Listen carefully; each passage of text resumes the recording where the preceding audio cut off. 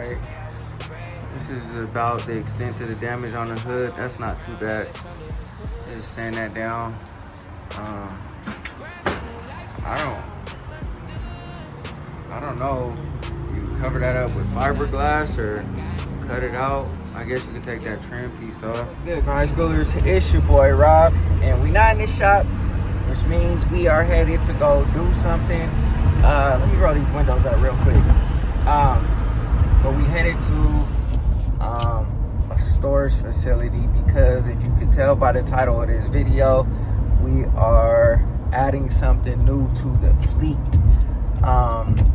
You know what I'm saying? This is something that I've been after for pretty much, you know what I'm saying, like I would say my whole life. It's my dream car. It's not exactly the one that I want, but it'll do just fine. I actually grew up on this car. I grew up loving this particular car. But you know, I'm not gonna spill the beans. We're headed there now. I'm about to check the car out, see what it all needs to get it running, driving, everything like that. And then once I get or make some space in the garage and I get the Impala running and everything running and driving and all that, then we're gonna bring this one home. So you know what I'm saying, shout out to my pops. You know, I never really bugged him about it, you know, because I always, you know, wanted him to, like, you know, get it together, and you know, he's always wanted to get it together and everything like that. And then, you know, the other day he just hit me with, like, you know, what's going on with the cars in my garage. And I was like, you know, it's just moving slow because, you know, it just time and resources, you know. And he's like, well, you know, when you ready, you know what I'm saying, like, let me know. And I was like, you serious? Like, for real? Like, what you trying to do with it? And, you know, he told me, like, yo, like, you know, if you want it, it's yours. So I said, you know, I definitely want it. Like I said, this is my dream car. This is my favorite car in the whole entire world. If I could choose one car, it would be this car over anything. I don't care if it's a Lamborghini, a Ferrari, whatever. Like I said, it's not exactly the one I would want, and I'll explain to you guys once we pull up or whatever. I don't want to spill the beans, like I said, too soon. A lot of you guys are probably gonna fast forward the video anyway, but like I said, it's my dream car. It's my favorite car in the whole entire world. There's nothing better than this to me. So yeah, so stay tuned, stay locked in, and you know, let's go see this car. But before we do that, go ahead, hit that like button, hit that subscribe button, and yeah, let's get to it. All right, y'all. So before I show y'all the car, I'll show y'all what this look like up in here. See if y'all can guess what it is in the comment section. Some of y'all might be able to guess by the way the motor looks.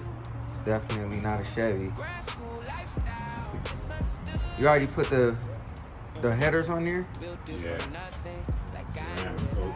I see why you say that was difficult. Like, it's like tucked under the motor. Yeah. Like Chevy's like on the side, you know? Yeah, because it's almost straight out. This is down. Cause I was like, Dad said that the headers are hard, and I'm like, but then now I see. So we might just run with this motor for a minute. Everything looks pretty good. My dad, you know, kept it in decent shape. The body needs to be, you know, worked on, but mounds of dust. How long this thing has been sitting. Definitely we need a new top. But I guess if you've seen that, you can tell what it is. So I'll go ahead and, you know, save y'all the troubles. It's a 70 Cutlass. Is what we trying to do here. Fun fact, these are the doors off of the first old school I ever had. These are the doors off of it. A 1983 Caprice, and this is the start of all of this. They've been here because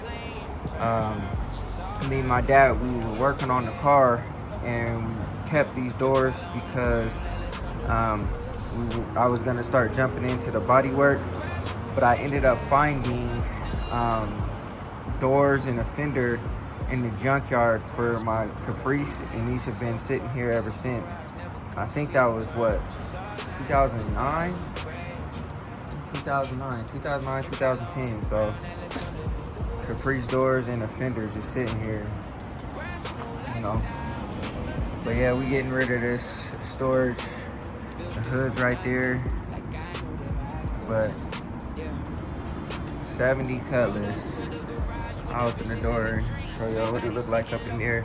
From what I remember, it's pretty good, but I remember, you know, this car, growing up on this car. And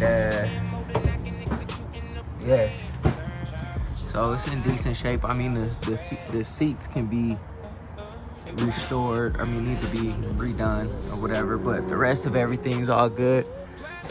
No cracks on the dash. Wow, I didn't know that.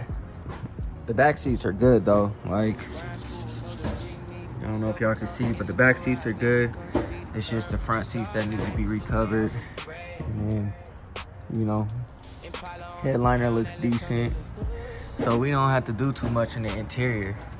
As far as the gauges go, I don't know if I'll switch those out or not, because I mean, everything looks good, really good. Armrest needs to be redone. The door panel down there needs to be redone. So just the seats and the door panel, really. Carpet can be cleaned up. Wow. But yeah, man, I mean, probably needs obviously a flush, some valve cover gaskets. We'll clean all this out. Needs a battery. We'll just flush everything out. We'll get it running, started. Yeah, what carburetor's on here? That's a Holly Quadrajet? 4150, I think. Oh, okay. Yeah, it's not Quadrajet, that's Rochester. Oh, okay. Is this a new distributor or just a cap?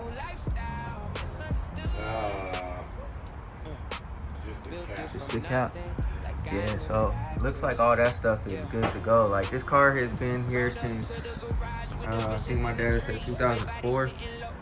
So we're gonna take it and do our thing with it, man. I'm probably gonna just roll it just like this for a little bit, get some new tires, because you can see tires are all the way sitting on the ground. They dry rotted out all the air out of it. I might even keep the hubcaps on it and ride it just like that. So I'm gonna have to get a trailer and get this up out of here. Like I said, I'll get some tires because I'm not gonna be able to air this up. I'm gonna have to take this off and get this taken care of. So anyways, like I said, man, shouldn't be too much just to get it running, driving. And then I'll start working on the body. And yeah, I mean, that's just the way it's gonna be. So I got to get a battery, and then, you know, battery and some tires. Get this thing pulled out and put onto a trailer. So yeah, I mean, when it was running and driving when it got parked here. So I'll probably just work on what I need to work on here. Bolt the fenders up just loosely until I can get it on the trailer, and then, you know, get it home. So this might be the first thing that we tow with my truck. I haven't towed anything yet. I'm super eager to tow. So alright, this is about the extent of the damage on the hood. That's not too bad. Just sand that down.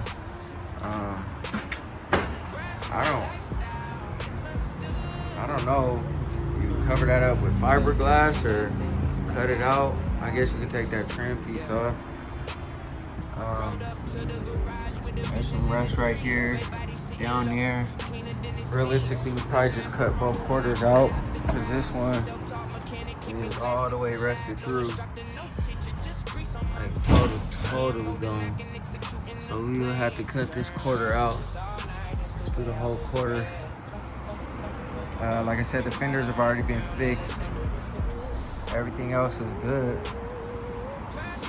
But yeah, I mean, Wow.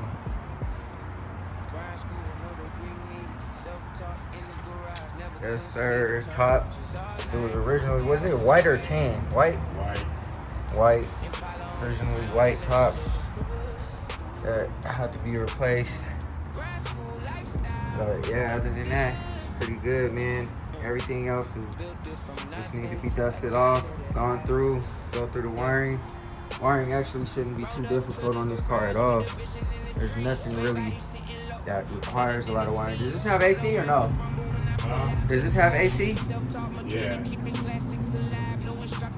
AC car too. Power locks, power windows. Oh wow, power locks, power windows. That's because it's a Supreme. Gentleman's car. Yeah, so you know, like I said, I would love to have a Vert, but this is my favorite car in the whole world, man. I grew up on this car. This is what started it all. My love for the cars, man. This one right here. So this is what started it all. Alright, y'all, man. Y'all got a little glimpse of what's coming next. Finally joining the A-Body gang. Yeah, I mean, I'm kind of like, you know, over the moon right now. You know what I'm saying? Hopefully the AC ain't too high. Let me turn that down. I'm overjoyed right now because, like I said, I grew up on this car. This is the car that started it all. Like, I know I say my box Chevy started it. That started my own personal old school entrance into the game. You know what I'm saying? But this car that, you know, this Cutlass is what started the old school muscle car thing for me. This car, my dad's had this car for longer than I've been alive. And he's finally letting me get a crack at it. So, you know what I'm saying? I'm gonna do it justice. The Monte Carlo is nice. This car has to be overly top level. Just because, like I said, this is my favorite car in the whole entire world. I always say Porsche. I love Porsches, but if I had to choose between a Cutlass and a Porsche. Now, if it wasn't this Cutlass, if it was a 442 drop top, whatever, 70, and a Porsche, I'm 100% all day choosing the 442. I don't care what anybody says. It's 100% 442, and then it would be a Porsche. Now, a regular Cutlass Supreme, for somebody else having it, I would definitely choose a Porsche. My first favorite, obviously, is a 442 drop top, and then I like the Supremes, and then the fastback is kind of like, they're okay. They're not my favorite, but, you know, Cutlass is cream of the crop for me. You know what I'm saying? I know I'm a Chevy dude, and I got Chevys and all that kind of stuff, but Cutlass is, that's all day. So I appreciate my pops for, you know what I'm saying, like, let me get it, you know, and I will do my best to, you know, make him proud and, you know, make it, you know, a solid car. But I'm not going to take too long with this one. I'm not going to jump in and, you know, do everything like I did with the Monte Carlo, snatch the motor out. Only reason why I did that is because I already had a motor waiting, technically. And, you know, there was just so many things with the car that I just couldn't let my wife jump in and go with that car. So I decided to tear it apart. And once I started tearing it apart, we found more and more things. And it just snowballed into like, all right, we're going to fully do everything. And so that's how that ended up like that. It'll probably be something similar to like how the Elko went. If you guys been following me for a long time, you guys know how the Elko was. It was not always blue. It was not always, you know what I'm saying, 4G'd up and all that kind of stuff. It was rough at first. It was really, really rough at first. Rough looking. But me and my dad, we built a motor and put it in. The Elko started a little different too because the motor, when I first got the car, the motor was locked up. So we instantly took that motor out and scrapped that. I found a motor out on the west side somewhere this dude had, and me and the homie went to go pick it up, and that's how that came about. We started building it and putting it together and everything like that. Got that started in less than a year, and over the time I just started adding to it, changing things, just trying to keep it running. And ever since then, the car's been running and driving. This car runs and drives. The interior is in great shape. Like you guys saw, there's no cracked dash. The seats, obviously, you know what I mean, need to be recovered or replaced, but just the bottom piece, I think. So that won't be too big of a deal. And then the armrest needs to be done, and then everything else can just be cleaned and, you know, whatever. The headliner's not falling. The back seats are great condition. And I think I'll just play the color of that car will play off of the interior, because I don't want to flip to a brand new interior or nothing like that. And then also, you know, like I said, we got the skills to do the welding and the painting and the body work and all that good stuff. So we're gonna go ahead and get right to work on that, and that shouldn't take too long. I don't know how long it's gonna take me to paint the car, because you guys know how I like to do. I like to, you know, snatch everything apart and do what I gotta do to it. So we'll see how that goes. There's not really that much body damage. My dad already fixed the fenders. The rear quarters need repairs, obviously. I don't know about the doors. The doors didn't seem like they were too bad. I couldn't really see it on the passenger side, but once we dig it out, we brush it off and everything, we'll see just how bad it is.